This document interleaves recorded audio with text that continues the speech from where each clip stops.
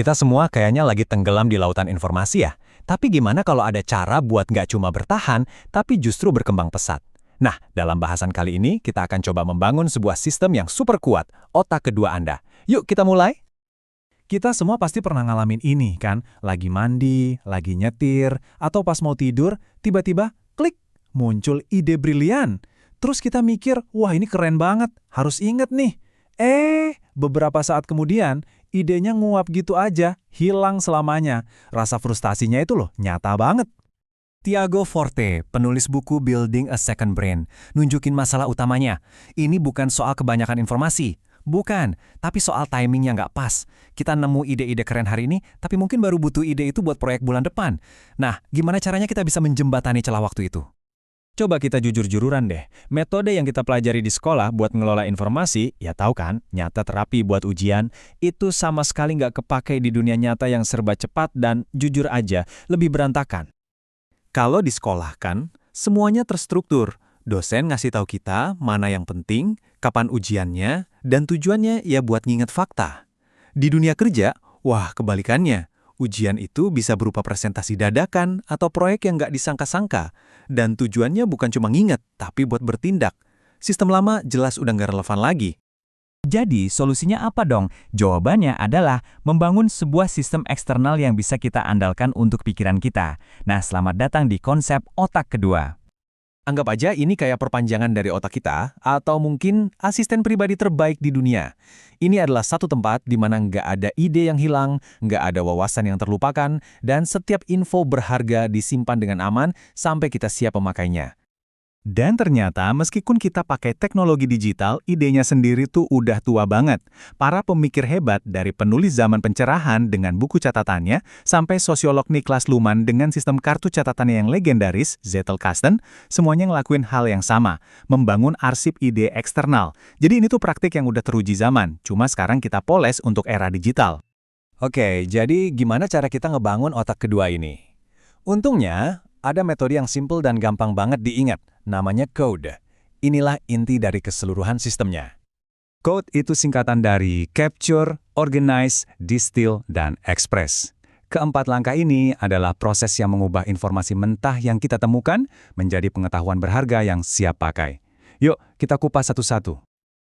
Langkah pertama, tangkap atau capture.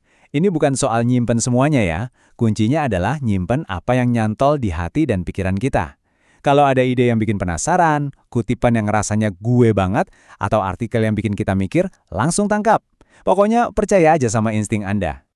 Selanjutnya, atur atau organize. Nah, ini nih bagian yang jenius banget. Lupakan deh folder-folder kayak artikel atau buku. Kita atur berdasarkan tujuannya. Pakai metode PARA. PARA itu singkatan dari projects, tugas yang lagi dikerjain, areas, tanggung jawab jangka panjang, resources, topik yang kita minati, dan archives, hal-hal yang udah selesai. Catatan kita sekarang bukan lagi arsip mati, tapi sistem produksi yang aktif. Nah, poin krusial berikutnya, seiring waktu, catatan kita kan makin numpuk. Biar tetap berguna, kita perlu menyaringnya. Teknik ringkasan progresif ini cerdas banget. Jadi pas kita baca ulang catatan, kita cukup tebalkan bagian terbaiknya. Nanti kalau kita baca lagi, kita sorot atau highlight bagian paling penting dari yang udah ditebalkan tadi. Dengan begitu, kita bisa langsung nangkap inti dari catatan cuma dalam hitungan detik. Dan yang terakhir, ekspresikan atau express. Tujuan utama ngumpulin ilmu ya buat dipakai, buat menciptakan sesuatu. Bagikan apa yang udah kita pelajari. Entah itu jadi presentasi di kantor, tulisan di blog, atau bahkan sekedar nyelesain proyek pribadi. Pengetahuan itu baru jadi nyata kalau udah dibagikan.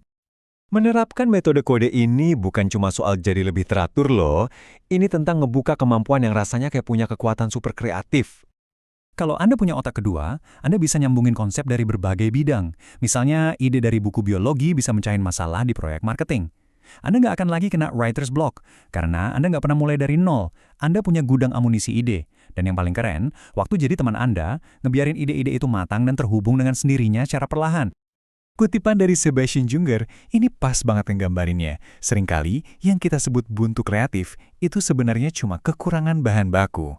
Otak kedua Anda memastikan bahwa Anda nggak akan pernah kehabisan amunisi lagi. Pada akhirnya, praktik ini lebih dari sekedar manajemen informasi biasa. Ini adalah tentang pergeseran mendasar dalam identitas kita. Coba deh kita lihat perbandingannya. Seorang konsumen itu menimbun informasi karena takut ketinggalan, alias FOMO. Kalau kreator, dia mengurasi pengetahuan yang memberinya inspirasi. Konsumen terus-terusan nyari jawaban di luar, sementara kreator pakai informasi untuk menemukan pengetahuan yang udah ada di dalam dirinya. Ini adalah pergeseran dari sekedar konsumsi pasif menjadi penciptaan yang aktif. Filsuf Giambattista Vico udah bilang ini berabad-abad yang lalu dan ini bener banget. Pengetahuan sejati itu nggak cuma didapat, tapi ditempa lewat tindakan menciptakan sesuatu. Saat Anda mengubah ide menjadi sesuatu yang nyata, disitulah Anda baru benar-benar memahaminya. Jadi saya mau meninggalkan Anda dengan pertanyaan ini. Di dalam diri Anda, dalam pengalaman unik Anda, ada wawasan dan pengetahuan yang nggak dimiliki orang lain.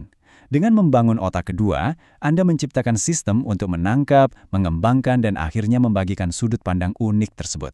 Jadi, apa yang akan Anda ciptakan?